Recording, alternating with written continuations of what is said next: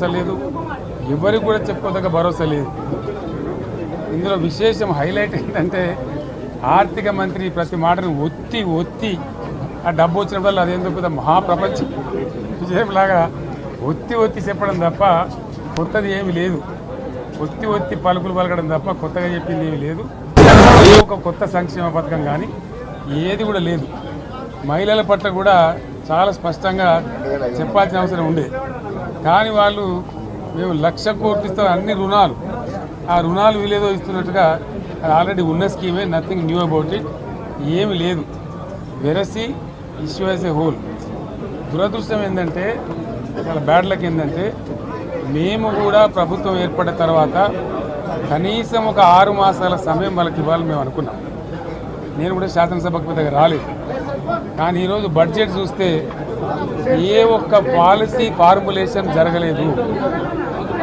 రాష్ట్రానికి సంబంధించినటువంటి ఏ ఒక్క విషయంలో కూడా ఈ అర్బక ప్రభుత్వం ఇప్పటి వరకు పాలసీ ఫార్ములేషనే చేసినట్టుగా కనపడతలేదు. వ్యవసాయం ఉంది, మాకు స్పష్టమైన అవగాహన ఉండే ఈ రాష్ట్రంలో వ్యవసాయ స్థిరీకరణ జరగాలని మేము 2 పంటలకు కూడా ఇచ్చినాం రైతు బంధు. వీళ్ళు ఎగ్గొడతామని చెప్తా ఉన్నారు. మేమేదో రైతులకు ఇచ్చిన డబ్బును దాన్ని పాడు చేసినాము, చెడగొట్టినాము, దుర్వినియోగం చేసామన్న పద్ధతిలో దురదృష్టకరమైన వ్యాఖ్యలు చేస్తూ ఉన్నారు. అంటే ఇది పూర్తిగా రైతు శత్రు ప్రభుత్వం అనేది తెలుస్తూ ఉంది. ధాన్యం కొనుగోలు చేయలేదు, విద్యుత్ సరఫరా చేయడం లేదు, నీళ్లు సరఫరా చేయడం లేదు, చాలా ఇబ్బందులు పెడతా ఉన్నారు. ఇంకా రైతు భరోసా, రైతు బంధు గురించి ఇంకా ప్రస్తావనే లేదు. ఎప్పుడేస్తారని మా ఎమ్మెల్యేలు అడిస్తే కూడా కనీసం సమాధానం చెప్తలేరు. కాబట్టి రైతులను వంచింది ప్రభుత్వం, వృత్తి కార్మికులను వంచింది. ఒక్క పాలసీ, ఇండస్ట్రియల్ పాలసీ ఏమిటి? ఏమి లేదు. బట్ గ్యాస్ ట్రాష్ పంచరంగల్ ఈస్మాన్ కలర్ లాగా చెప్పడం తప్ప, స్టోరీ టెల్లింగ్ లాగా ఉన్నది తప్ప బడ్జెట్ చెప్పినట్టు లేదు.